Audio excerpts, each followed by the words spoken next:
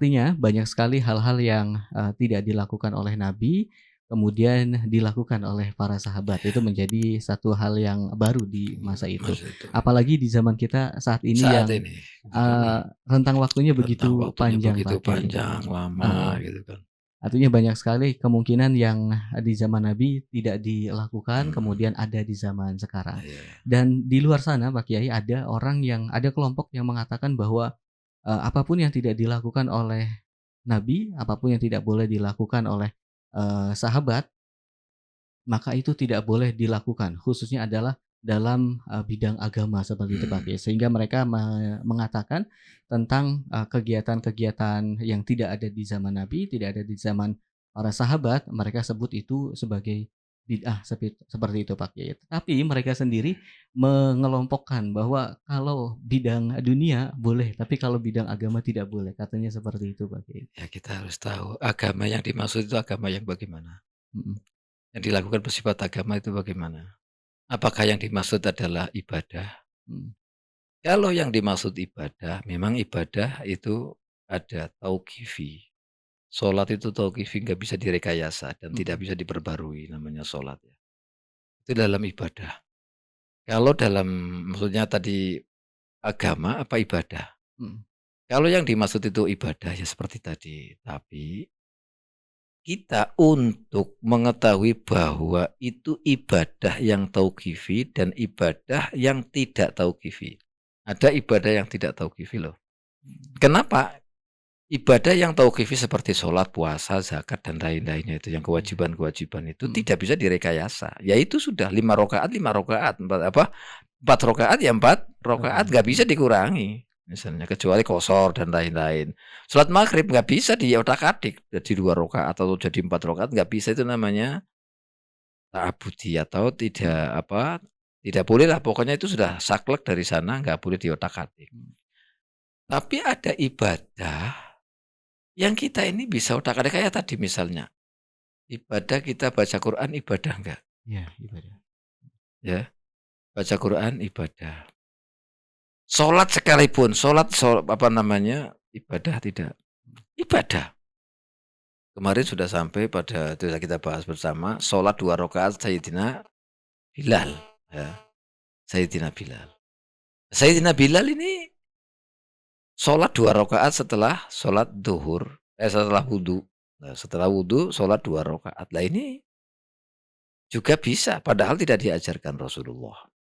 Nah, kemudian kalau ibadah yang dimaksud ibadah itu tadi, bukan sholat atau apa, banyak sekali untuk mengkategorikan ibadah itu sholat, mhm, apa namanya, baca Quran, baca tasbih. Ini semuanya adalah ibadah. mhm, Bahkan ketika kita bekerja, yang zahirnya adalah urusan dunia, itu mhm, bisa menjadi ibadah. Kenapa? Karena ada innamal a'malu binniyat. Kalau kita melakukan sesuatu mencari nafkah diniati dengan ibadah, kita akan mendapatkan pahala ibadah loh. Misalkan ada ibu-ibu menyiapkan sahur, menyiapkan buka puasa. mhm, Ini jangan dikira urusan dunia, ini ibadah. mhm, Pahalanya banyak. Kalau urusan dunia kan nggak ada apa namanya, ada imbalan yang berupa berupa apa? Pahala. Nah, tapi kalau yang ibadah kan ada berupa pahala, ada nih imbalannya ini. Nah, ini semua yang dilakukan ini adalah merupakan ibadah yang dimana nantinya akan mendapatkan pahala. Maka untuk mengklasifikasi yang dimaksud ibadah itu ibadah yang mana, sehingga kita iya, mengatakan mhm, yang tidak dicontohkan oleh Rasulullah tidak baik, tidak boleh misalnya. Ini tadi baca Quran mhm, nggak masalah. Tidak diajarkan Rasul dan itu ibadah loh baca Quran. mhm, Sayyidina Bilal sholat 2 rakaat malah sholat bukan yang sholat, lain. mhm, Boleh. Betul. Kemudian kita mau sholat misalnya semalaman berapa rakaat misalnya. 100 rakaat ke apa berapa rakaat.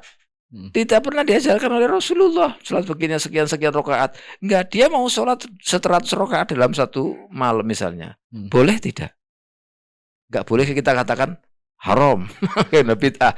Ya tidak mungkin seperti itu. mhm, Makanya untuk klasifikasi yang dimaksud ibadah yang tidak boleh kecuali ada tuntunan Nabi. Itu ibadah yang bagaimana maksudnya? mhm.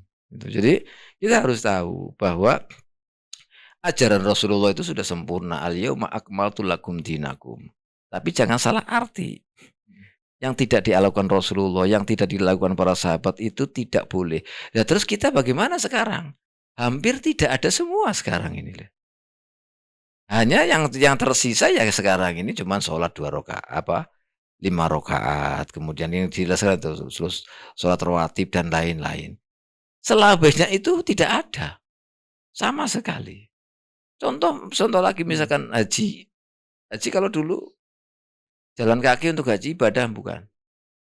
Ibadah. Pakai kendaraan apa? Onta. Ibadah. Dikira mau naik onta untuk haji nggak ibadah. Orang Nabi ketika tawaf itu juga naik onta. Itu juga ibadah. Nah, hal-hal seperti ini kalau kita katakan bahwa itu nggak ada contohnya dari Nabi, itu salah karena definisi dari bid'ah yang disebutkan itu tadi bukan seperti itu. Gitu. Jadi bid'ah atau tidak seperti itu definisinya. Maka ulama kita merumuskan bid'ah itu apa, yang dilarang itu apa. Itu ada yang disebutkan oleh Imam Nawawi misalnya. Jadi ma uhditsa ala khilafi amri syari'.